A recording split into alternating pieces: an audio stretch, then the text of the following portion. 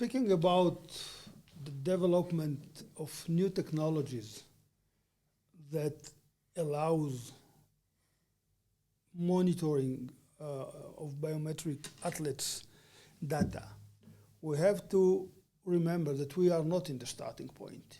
We already have in the sport world, in the sport field, devices, external devices. I'm saying external because we will speak in a minute about other devices, possible devices, that are used in order to measure some of the athletes' data during trainings and during competitions. Of course, in order to improve the training, to follow the performance of the athletes, and in the end of the day, we know that this gives a lot of good and important information to the trainers, coaches, physical trainers, etc. Now, we are facing in humanity, if I can say so, now a very interesting period, a very interesting area in which on one side we have a huge and fast development in technologies used for purposes of sport, and at the same time we are witnessing a very important development of awareness to human rights in sport. Now, these two fields may come to a clash in between them. And this is exactly where law should come into the field of the game. And as usually law system does, is to try and find, first of all, and define the right balance in between the two, and then, of course, draft the laws and the regulations, etc., that will, in the end of the day, enable the sport world, the sport industry, to find the way of using in the best possible way the technologies that we know that some of them, those technologies, are able to monitor biometric data of the athletes up to information that for sure we do not want that it will be monitored or maintained in database, etc., because this is a private invention into the private data and field of the athlete. But just one question: who owns this data? Well, because I just want to emphasize that in the United States they have already some sports associations and the players' unions start to talk and trade with some agency who collect those data, and look like in the United States it's developed a little bit faster than Europe. Europe is protected by GDPR, as I remember, Article 4, that says that all data is actually personal property. So, but who owns, if the athletes, in the point of view of the law, if athletes wants to sell this information for some, for example, some bookies or betting agencies? Okay, so this is exactly the point in which the legal system should enter into the field, because yes, as we understand, and according to the basic and fundamental agreements and understandings, this biometric data belongs to the athlete, to the individual. I do not even say if belongs is the right terminology. Yeah. It's part of his identity. It's part of the self-being of the athlete or the person. Now, the interesting legal question is up to which level, and depends on which legal system, indeed, an individual is entitled to sell this data and information. We know that legal systems, societies, in order to prevent abuse and causing damage to the athletes themselves, etc., limit the possibility of the individual in respect of selling his own assets, for sure, in respect of selling his own individual private biometric data. But that will be in collision with GDPR. If GDPR says it's unique, I mean, it's your personal property. And as you mentioned... No, the question is, the fact that it is your personal property, it is clear and understood by, I hope so, worldwide, let's say. The question is, the interesting question is to what extent you as an individual can sell it, can transfer it to a third party. You may say, look, we are the owners, it is my information, it is my data, I can do with it whatever I want. We know that this is not the way society works for in general, decades, hundreds years, etc., because of the interest of, in the end of the day, to protect not only the specific individual, but protect society in general. Because some individuals, let's say, may be vulnerable, may be weak. They will be in the need of money, and therefore they will be able to sell whatever they want. If I am the owner of my body, it is okay for me to sell a kidney. We know that not in all the legal systems. You cannot sell your kidney unless, in altruistic situations and under a specific regulation. And we are exactly on the same field more. But can, for example, in the United States, NBA, as I believed and I read it in article, NBA and National Baseball League forbid on a league level for players to trade their information with third parties. So you can choose, or you're going to play inside NBA. So actually the associations, IOC, FIFA, UEFA, NBA, whatever, they can put some kind of regulation on that topic. This goes actually to a second question, which is to what extent a voluntary organization or association has the power, what are the limits of the power to, in a way, impose, although it's not imposing. Officially, it is voluntarily, because if you join and you want to play in the NBA, so you have to sign and you have to agree. If you want to play football, you have to agree to the rules of FIFA, UEFA, the national federations. And still there are limits.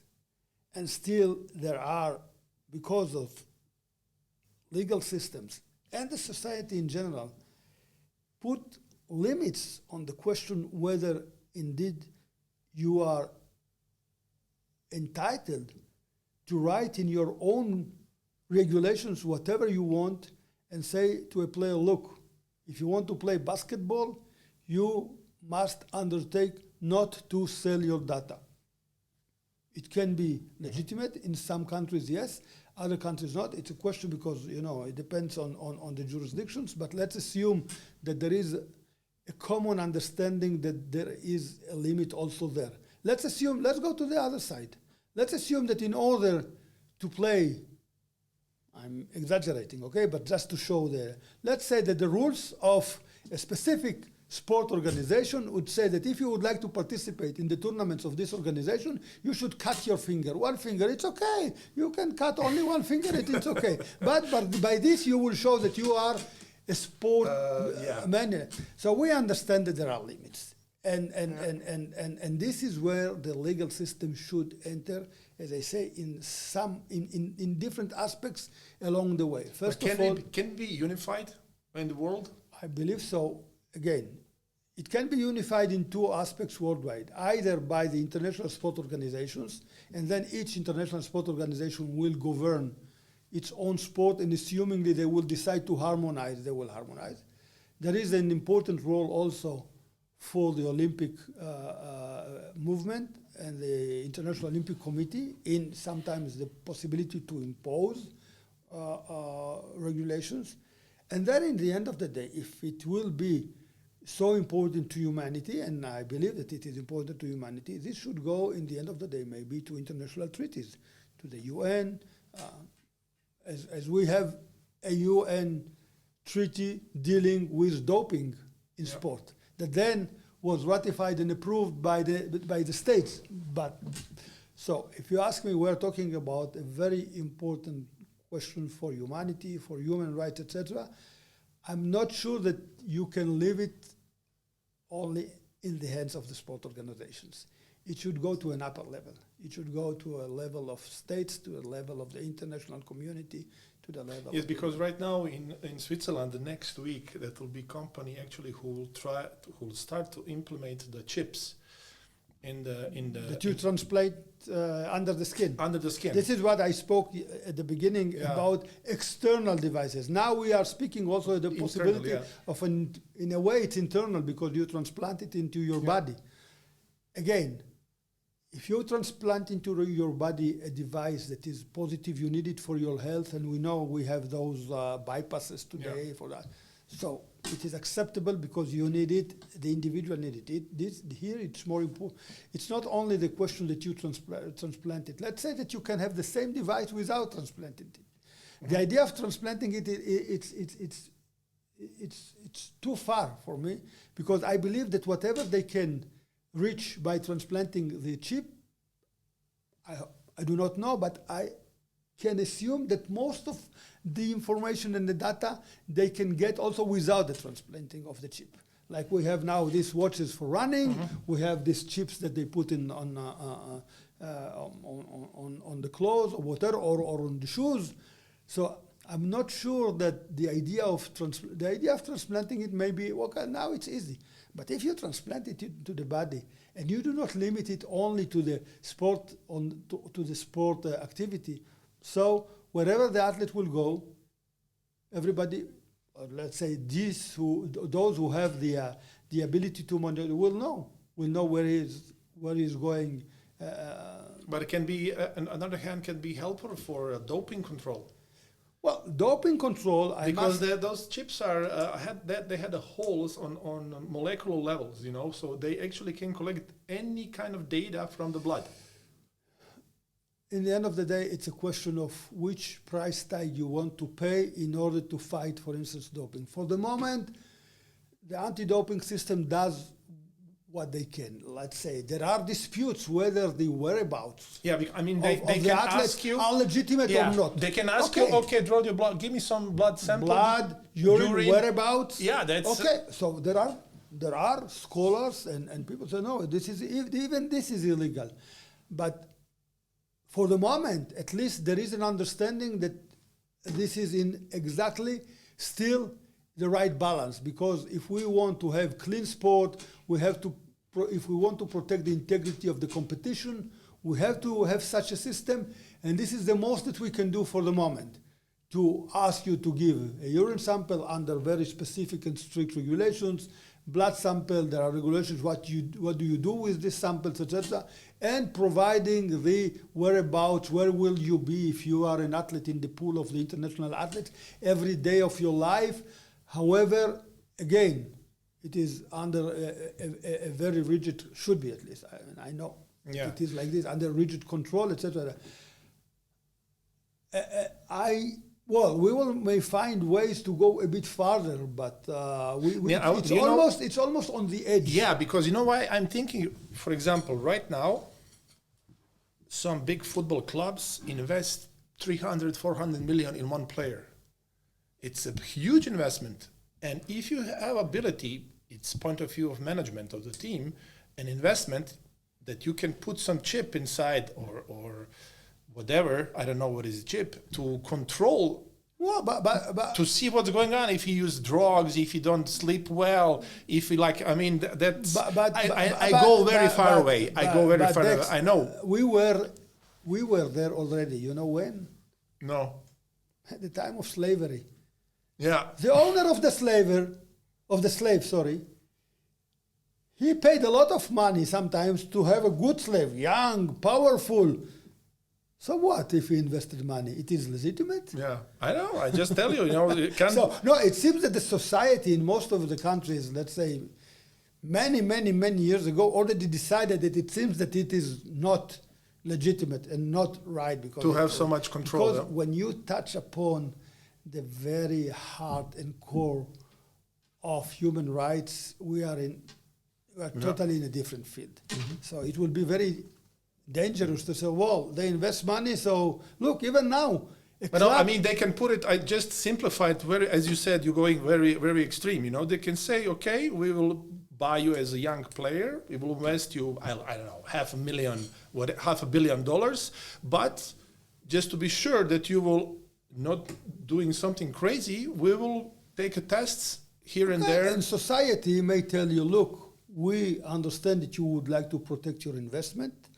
However, there are limits because the same club may say, look, I want to protect you. I don't want you, if you are a football player, to play football in the beach with your friend because you will break your leg. So it's very easy. This is not your apartment. We provide you a castle, a house with people working for you, etc. But you do not go out. You go out only to the training, back to the house, to the training, and to the match. Is it okay? Yeah. I know. So I know that in one contract that I signed when I was playing, I was forbid to drive a bike. I mean, on risky situations, I was forbid to drive rollerblades. I was forbid to ski. By the way, if you ask me, yeah, let's take a football player. yeah, In the agreement of a football player, that indeed he earns, and depends, because not all the football players earn a lot of money. Yeah. But let's take the stars that earn a lot of money and there is a big investment. I think it's legitimate to ask them, or that they will undertake not to play futsal volley or whatever, football, beach football with the friends. I think this is legitimate. Yeah. However, on the other side, we can go further. Say, no, it's not only this. We would like to protect you in the best possible way. This is why we will provide you the best, whatever, the best conditions in the house, but you will not leave the house. It will be a golden cage. You will be there for us, protected. Yeah, that's so you understand we're speaking about philosophy. It's a philosophy. Society. Yeah. And this is exactly where this clash is coming into the field. And this is why I said that we are in a very interesting point of time in between sport and human rights. And yes, I think that this is because there is a lot of greed in some of those individuals, and they can say, I would like to implant the chip in myself because some companies are interesting how much I did sleep. Because, for example, if you have data that actually gives you that, I don't know, Luka Modric slept last week a little bit less than usual, and so we expect he will not perform so well, so we expect that Real Madrid will not make a... Nowadays, with this watch, without mentioning any brand, unless they will pay me, I will mention it, you can know exactly how much I slept. Yeah, but if they want to sell this information to some betting companies. So again, this is exactly the question of what they are entitled to sell. Okay. Maybe the patterns of sleeping of an athlete is legitimate to sell. There may be, I'm sure that there will be, data elements that you cannot sell also in order, even data that may be legitimate. Sometimes we will decide that we will not allow an athlete to sell it in order to ensure that this information will not be abused. Because once it's, the other company will tell you, no, we will not use it only for this and for this and for this and for this. But that in the end of the day, sometimes there is no other way to protect it either than prohibit it. Yeah. So it's a very interesting question. I want to tell you that, for example, that NFLPA, so it's NFL Players Association, they had agreement with American wearable technology company that allows players to track the basic biometrics, heart rate and sleeping pattern. So they can which is collected externally, let's say. So and we can say that's... So again, maybe this, because also you can say this is also in order to protect the health of the athlete, to know if his heart is working okay, etc., if he sleeps enough, etc. So again, people will have to sit down. It will not be an easy question, and to find out where the limits are. And this is what we do in agreements when we speak about rights, especially when we speak about human rights. It will combine two things. What are the elements of data that we consider legitimate to sell or to provide to a third party for legitimate and justified purposes and reasons, and what not. This is the first layer. And then how to ensure that what we allow will indeed be kept. And the third layer will be what to do in cases of breach of those. Or misuse. It's not an easy one, but this is why lawyers always have work. Yeah, that's good.